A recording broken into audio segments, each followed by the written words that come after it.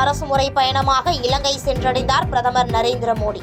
கொழும்பு விமான நிலையத்தில் உற்சாக வரவேற்பு.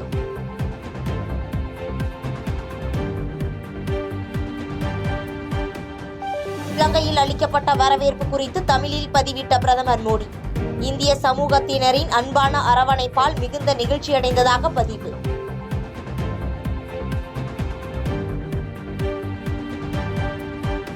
இலங்கை கடற்படையால் கடந்த மாதம் கைதான ராமேஸ்வரம் மீனவர்கள் 11 பேரை நிபந்தனையின்றி விடுதலை செய்தது ஊர்காவல்துறை நீதிமன்றம். பிரதமர் மோடி இலங்கை பயணத்தையொட்டி மீன்வளத்துறை மற்றும் நீர்வளத்துறை அதிகாரிகள் தாமாக முன்வந்து நடவடிக்கை.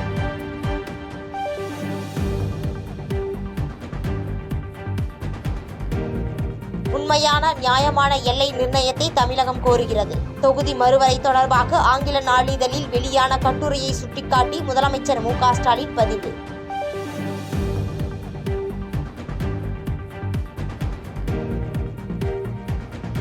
கச்சத்தீவு கைவிட்டு போக திமுக தான் காரணம் என தமிழக வெற்றிக் கழக விஜய் குற்றச்சாட்டு.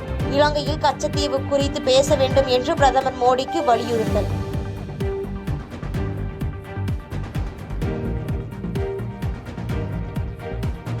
தமிழக பாஜகவின் புதிய தலைவருக்கான போட்டியில் தாம் இல்லை என அண்ணாமலை அறிவிப்பு. அதிமுகவின் நிர்பந்தத்தால் மாற்றமா என்ற கேள்விக்கு கருத்து கூற விரும்பவில்லை என்றும் பதில்.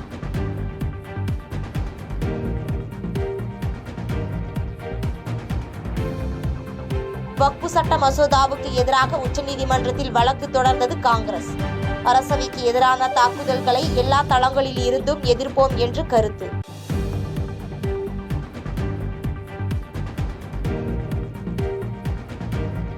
டாஸ்மாக் வழக்கை வேறு மாநிலத்திற்கு மாற்றக் கோரி தமிழக அரசு சுப்ரீம் கோர்ட்டில் மனு தாக்கல். தமிழக அரசின் கோரிக்கையை ஏற்று வழக்கை வரும் திங்கட்கிழமை பட்டியலிட நீதிபதி ஒப்புதல்.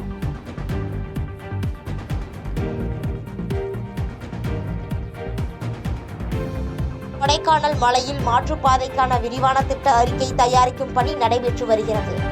எம்எல்ஏ கேள்விக்கு தமிழக சட்டப்பேரவையில் பொதுப்பணித்துறை அமைச்சர் ஏவா வேலு பதில். இந்தியாவில் இருக்கிறவர்கள் எல்லாம், தமிழ்நாட்டில் மாத்திரம் இல்லை, இந்தியாவில் இருக்கிற சுற்றுலா பயணிகள் கூட கொடைக்கானலுக்கு வருகிறார்கள்.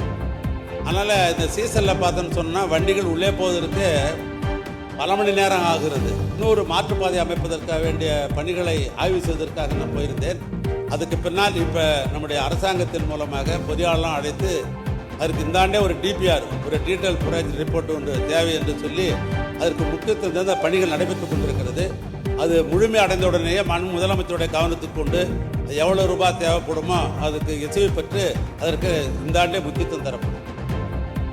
குஜராத்தில் வீட்டின் சமையல் அறையில் பதுங்கி இருந்த சிங்கம். சமூக வலைதளங்களில் வைரலாகி வரும் வீடியோ காட்சிகள்.